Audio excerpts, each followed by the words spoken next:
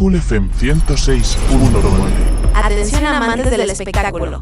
Prepárense para la dosis exacta de entretenimiento que solo nosotros sabemos darles. Aquí arranca un nuevo bloque de 3x3, noticias, chismes, anécdotas, éxitos y fracasos de tus artistas favoritos. Todo reunido en un solo lugar. Cada semana te traemos lo mejor y lo peor del mundo del espectáculo. Porque aquí no hay filtros, hay salseo real. Triunfos que celebramos, secretos que nadie se atreve a contar. Nosotros los soltamos todos. Esto es 3x3, el podcast de la semana. Arrancamos con el salseo que te encanta. Solo aquí, en 3x3. Hola, hoy vamos a meternos de lleno en una conversación, bastante reveladora con la Gaby Mendoza. Sí, tenemos una entrevista donde se abre bastante, ¿no? Sobre su vida, su carrera. Exacto, y el objetivo es entender un poco mejor a Gabriel Mendoza, al chaval que está detrás de ese personaje tan conocido. Vamos a repasar sus orígenes, cómo nació la Gaby, sus éxitos, también los baches, claro, sus relaciones. Y esa dualidad que comentas, ¿no? Entre Gabriel y la Gaby. Todo contado por él mismo. Sí, y llama la atención de entrada ese contraste, ¿verdad? Su familia del sector salud, médicos, enfermeros, y él, pues artista. Un camino totalmente distinto. Totalmente. Y creo que es muy interesante analizar eso, la persona real frente al personaje público. Sobre todo hoy en día, con las redes sociales, que lo exponen todo tanto. Ver cómo se maneja esa identidad tan visible es clave. Pues sí. A ver, empecemos por el principio. Gabriel crece en esa familia dedicada a la medicina. Él es el pequeño y, bueno, parece que siempre se sintió un poco diferente. Ajá. Incluso cuenta que empezó enfermería por influencia de su padre, por seguirle un poco la corriente. Claro, ahí se ve la presión familiar o la influencia, ¿no? Pero también es la época en la que empieza a descubrirse. Tenía novia en ese momento, pero se da cuenta de que le atraen los hombres. Y lo dice él muy, muy directo. Probé las dos y ya sé cuál. Ya ves. Un momento crucial, sin duda. Desde luego. Y después de eso, pues viene la conversación con los padres sobre su homosexualidad. Su padre, al que describe como un señor de rancho, pues al principio la reacción no fue buena. Me imagino que sería un shock. Sí, fueron incluso a una psicóloga. Pero al final, su padre lo acepta. Y le da ese consejo que parece que le marcó mucho. Si vas a ser gay, sé un gay bien. ¡Qué frase! Eso es un punto de inflexión, ¿no? Casi como un permiso para ser el mismo. Exacto. Tanto en casa como, bueno, en su vida en general. Y a partir de ahí, claro, su camino profesional empieza a desviarse totalmente de la enfermería. Totalmente. Deja la carrera y se lanza. Primero como payaso, Gabo Gabito. Animando fiestas infantiles. Sí, con sus botargas, invirtiendo en material. Pero el giro de guión viene casi por casualidad. Le pueden animar un baby shower, un evento para adultos. Y se anima a vestirse de mujer, a escondidas. Con un disfraz de estrellita, creo que dice. Eso es. Y fue un éxito. Ahí vio que había algo. Decidió apostar por ello. Vendió todo el material infantil. Se lanzó. Y de ahí ya nace la Gaby Mendoza. Necesitaba un nombre artístico propio, claro. El look cuenta que se inspiró en un amigo, Big Mama. Una camiseta de baloncesto adaptada y el pelo a la María Belén. ¿Te acuerdas? Con 2 coletas. Sí, muy característico. Que estrenó ese look y, bueno, a la gente le moló muchísimo. Ahí empezó todo. Y hay que mencionar a ese amigo, Big Mama, que falleció. Parece que fue un apoyo muy importante. Le impulsó mucho en su carrera, sobre todo en redes, en TikTok. Su muerte fue un golpe duro, pero quizá también un motor. Sí, parece que sí. Y con esa fama en redes, llegó lo que quizá es su seña más viral. Los besos a hombres en los shows. Uf, eso generó una movida importante. Ya ves, empezó con un vídeo cantando algo de Julián Álvarez, que se hizo viral. Y eso, pues, se convirtió en el centro del espectáculo. Le dio muchísimo éxito, claro. Pero también le cayó muchísima caña, ¿no? Un odio brutal en redes. Sí, mucho hate. Pero su respuesta ante eso fue, bueno, muy pragmática. Él lo dice. Si estoy ganando, lo voy a seguir haciendo. Es una forma de leerlo, desde luego. Entender la polémica como parte del show business. Y ligado un poco a esa imagen y a la fama, pues, vienen las operaciones estéticas. Sí, habla de la nariz, pómulos, mentón, labios y una lipoescultura con transferencia a glúteos. Una remodelación corporal completa, vamos. Él dice que fue por autoestima, para que Gabriel, la persona, se sintiera mejor con su imagen. Y es curioso, porque aunque buscaba esa figura, esa imagen más, digamos, definida, decidió conscientemente no transicionar. Quiere mantener esa esencia del personaje como un chico vestido de mujer. Dice que así funciona mejor su show. Ahí se ve clara la separación, ¿no? Entre Gabriel y la Gaby. Totalmente. Y hablando de Gabriel, él se describe a sí mismo como más tranquilo, más reservado. En contraste total con la Gaby, que es todo fiesta y extroversión. Exacto.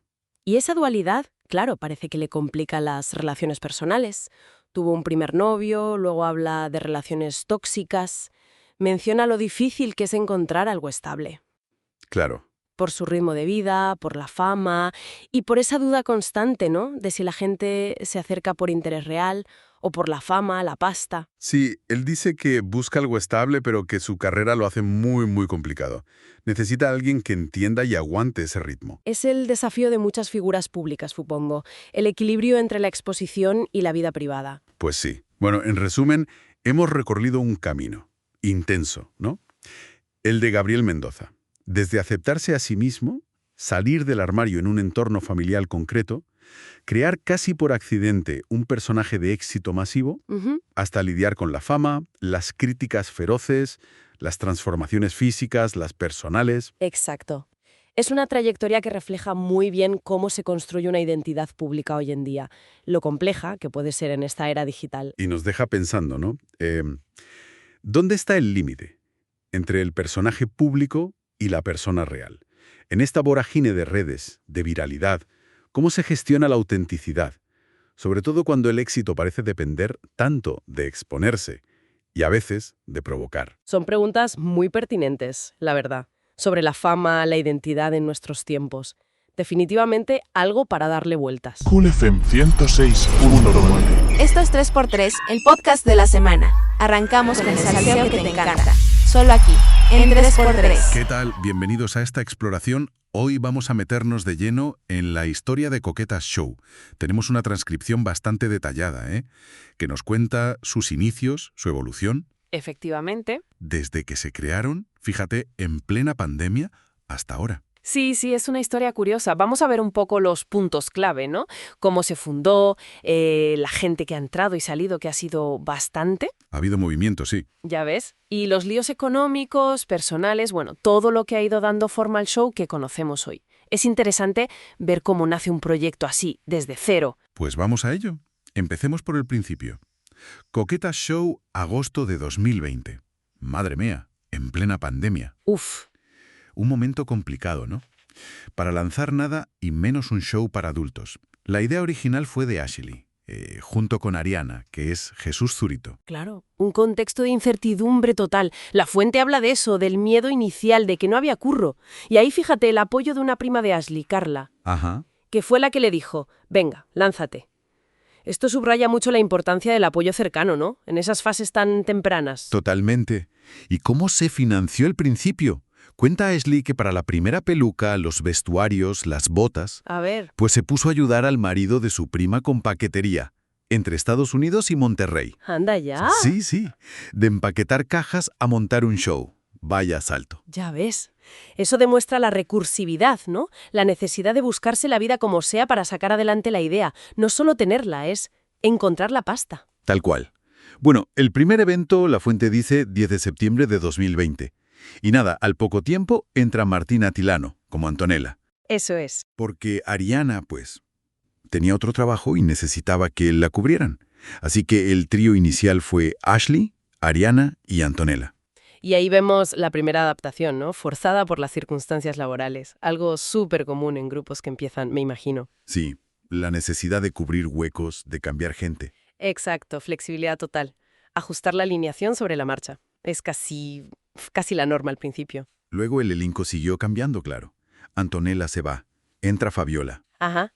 Y con Fabiola, ojo, llegaron las famosas botargas. Kira y Sheldon. Ah, las botargas. Que tienen su historia también. Vaya si la tienen. Resulta que se las compraron a otra producción infantil. Porque el dueño anterior debía dinero. Madre mía, un poco de salseo tras bambalinas, ¿no? Totalmente. Ilustra un poco esas dinámicas a veces, bueno, un poco opacas, ¿no?, del mundillo local. Cómo los recursos, en este caso las botargas, pues cambian de manos de forma curiosa. Sí, y también se menciona que hubo líos sobre si eran copiadas o no, aunque el origen parece este. Claro, Bueno, pues Fabiola también se acaba yendo. Y después, Ariana, la original, una de las fundadoras, deja el show. Uf, eso tuvo que ser un palo. Sí. Y la razón que da la fuente es bastante directa. Tuvo que elegir entre el proyecto y su relación personal. Priorizó la relación. Un momento decisivo, yo creo. Es que ese es un punto de tensión constante, ¿verdad? El equilibrio entre la vida personal y un proyecto artístico que te absorbe tanto. Lo vemos con Ariana y, como se dice luego, con Homie también. Cierto. La pasión choca con la realidad a veces. Y justo después de esas salidas es cuando entran Melissa y Homie. Figuras clave, parece. Clave, sí. Melissa casi entra antes, pero al final se fue a otra producción. Luego volvió. Y Yomi, que también tuvo sus idas y venidas. Sí, se fue por temas personales, económicos, pero volvió. Exacto. Y este periodo con ellos dos, pues la fuente lo describe como de tensiones, sí, pero también como el momento en que el grupo como que se consolida. Se asienta un poco. Eso es. Hablan de negociaciones de sueldo, de que en otros sitios sentían que no avanzaban. Refleja esa búsqueda constante de los artistas, ¿no? Estabilidad, reconocimiento, un sitio donde crecer. Y parece que la formación Ashley, Melissa, Yomi fue la que cuajó. Y vaya si cuajó.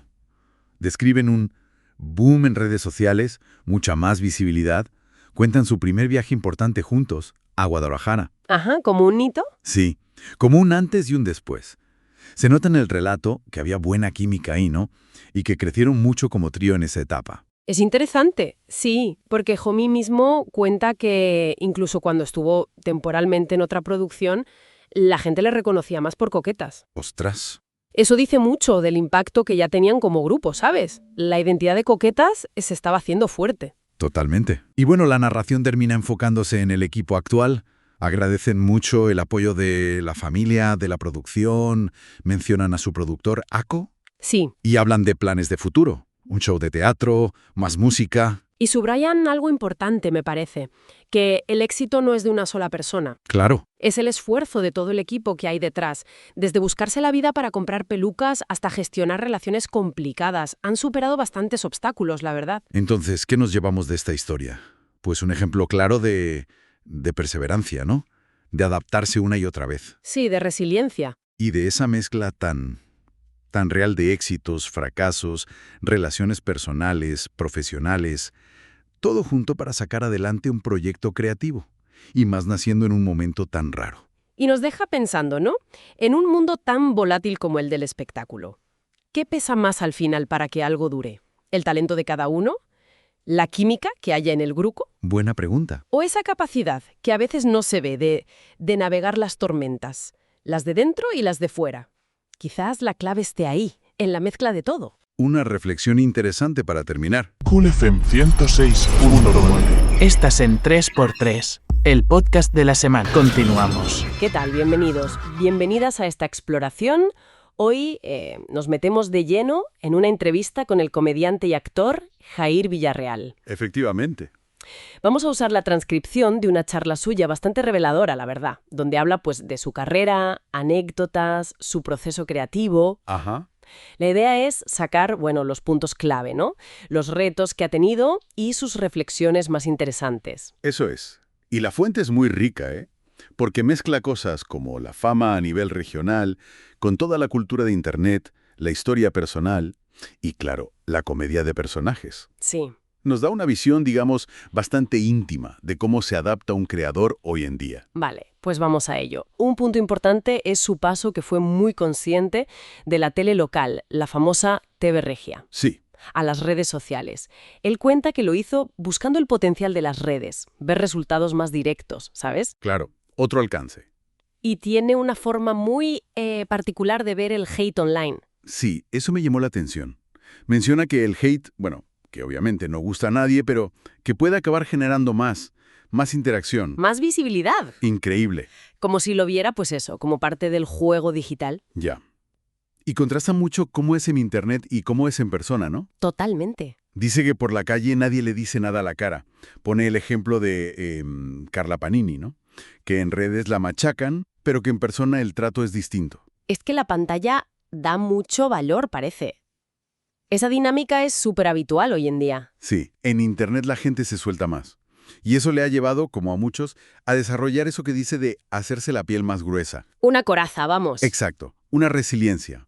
Tienes que tenerla con la crítica anónima y tan directa de las redes. Y bueno, aquí la cosa se pone interesante porque entran anécdotas muy personales. Ajá. Una que me ha parecido tremenda es cuando se quedó tirado casi un mes en Londres, justo cuando empezó la pandemia. Ostras, qué momento. Y dice que hasta vio de lejos a la reina Isabel II. Una pasada. Vaya tela. Pero más allá de lo curioso, estas historias que cuenta, lo de Londres, o esos encuentros que dice que tuvo con famosos. Steven Spielberg, Rob Schneider. Eso. ¿Qué nos dicen de él? Pues yo creo que reflejan una mezcla de capacidad de adaptarse, un poco de suerte también, ¿no? Y cómo la vida personal y la pública se mezclan. Claro. Es interesante el contraste. Estas experiencias súper globales y luego sus raíces tan regionales. Hablemos ahora de sus personajes, que es clave en él. Sí. Tiene varios muy conocidos allí, como Ernestina del Mar, Maderito, Jerónimo. Ernestina, de hecho, tiene una historia curiosa. Cuéntala. Pues nació un poco como respuesta a críticas que le hacían al principio y tiene conexión con figuras infantiles muy famosas de Monterrey, como Muñequita Elizabeth. Ah, mira. Y él cuenta que ya de chaval imitaba, que con 10 años hacía de Barney, se le daba bien desde pequeño. Y reconoce influencias claras, ¿no? Como Omar Chaparro, Eugenio Derbez, gente potente de la comedia mexicana. Sí, de hecho cuenta que conoció a Omar Chaparro de adolescente. Parece que eso le marcó. Si conectamos esto con el panorama general, pues se ve claro cómo la parodia y esas influencias de joven están ahí, en su trabajo. Totalmente. Pero hay otra cosa que me parece fascinante, su rollo coleccionista. Ah, sí, es verdad. Que colecciona de todo, Funkos, cintas VHS... Consolas antiguas, tazos, hielocos... de todo. Parece un poco cajón desastre, ¿no? Bueno, pero él mismo lo relaciona con su historia familiar, sobre todo con su abuelo. Ah, ¿sí? Sí, que por lo visto era un hombre, polifacético. Militar, escritor, coleccionista de latas, le encantaban los puzzles, el cine, el circo. ¿Qué personaje, el abuelo también? Desde luego. Y parece que esas pasiones del abuelo se reflejan en Jair, con esta cosa de guardar objetos, ¿no?